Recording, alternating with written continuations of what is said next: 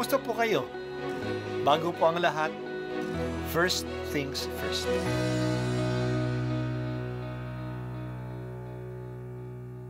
Good morning po. Sinisimulan po natin ngayon ang first things first. At dito po, tinatalakay natin sa unang bahagi ng umaga natin ay ang first readings na binabasa po sa banal na misa. Ito pong tinatalakay natin kasi madalas po marami na tayong alam tungkol sa gospel readings. Pero konti po ang nagsasalita sa first readings. Pero ang first readings, bahagi din po yan ng Biblia, ng banal na kasulatan. Kaya susubaybayan po natin ang mga first readings, basahin po natin at kuminsan kailangan ng basahin ng 2 o 3 beses bago maintindihan kasi hindi po tayo familiar sa mga istorya at sa mga kaisipan na tinatalakay dito.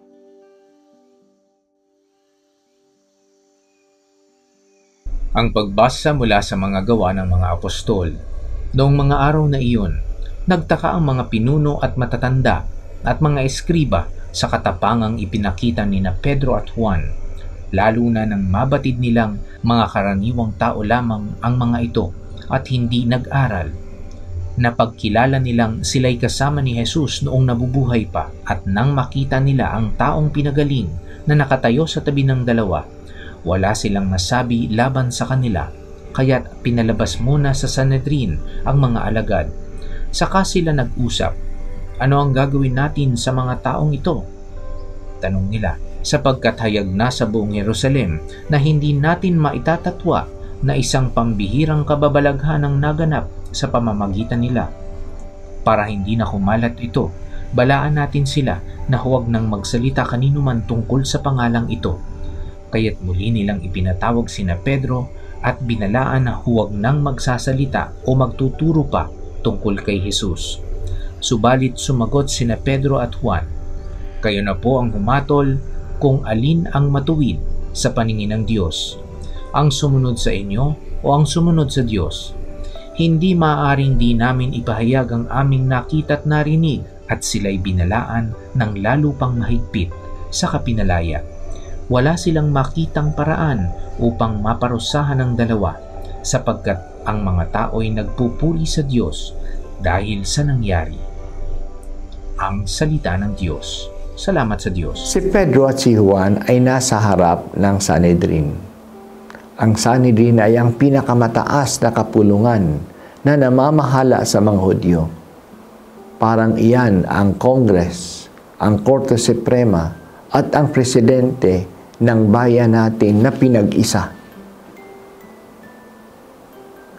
Nakilala sila ng mga leaders na mga ordinaryong tao lang, na hindi naman edukado, pero matapang at ngayon ay magaling nang magsalita.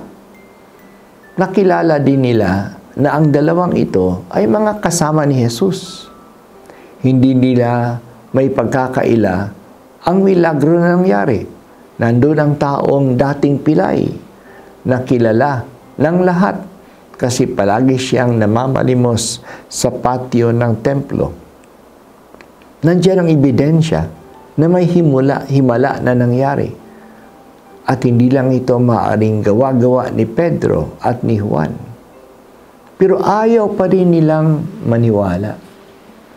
Ramdam din nila ang sentimiento ng mga tao na sila ay naniniwala sa milagro at marami na ang naniwala sa kanila sa salita ni Pedro. Kaya may 5,000 na nadagdag sa nanampalataya kay Jesus. Pero ayaw pa rin nilang maniwala itong mga leaders na ito. Totoo ang kasabihan, sa ayaw may dahilan, sa gusto may paraan. Talagang ayaw nilang maniwala kahit na may proof na. Ang solusyon na lang nila ay pagsabihan ang mga alagad na manahimik na lang. Takutin na lang sila. Pero bigo sila. Hindi natakot ang mga alagad. Tahasang sinabi sa kanila na hindi sila maaaring sumunod sa utos nila kasi hindi sila maaring manahimik sa kanilang nakita at narinig. Nanindigan ang dalawang probinsyano. Sila ay mga saksi. Kailangan nilang ipahayag ang kanilang nakita. Marinig ba nating sabihin ang sinabi ni Pedro? It is impossible for us not to speak about what we have seen and heard. Pinadala ni Jesus ang kanyang mga alagad na maging mga saksi, mga witnesses. Mahirap mapatahimik ang witness. Bunga yata yan ng kanilang karanasan, ang kanilang sinasabi. Hindi lang ito binalita o nabasa sa Facebook o napanood sa TV o napag-aralan sa school. Ito ay karanasan ng kanilang buhay. Ito rin ang sinulat ni San Juan sa kanyang liham pagkaraan ng maraming taon. Sumusulat kami sa inyo tungkol sa kanya na sa simula pa'y siya na ang salitang nagbibigay buhay. Siya ang aming narinig at nakita, napagmasdan at nahawakan. Nahayag ang buhay na ito. Nakita namin siya at pinatutuhanan namin at ipinangangaral namin sa inyo ang buhay na walang hanggan na nasa Ama at nahayag sa amin. Yan yung kanilang witnessing. Ang pananampalataya ay isang karanasan, isang encounter with Jesus. Kung talagang natagpuan natin siya at nararanasan natin siya, hindi tayo mananahimik na magsalita tungkol sa Kanya. Panginoong Hesus, bigyan po ninyo kami ng tapang na sumunod sa iyo at manindigan para sa katotohanan at katarungan. Huwag po sana kaming magpadala sa takot at sa hiya sa aming paglilingkod at pagsasaksi sa iyo.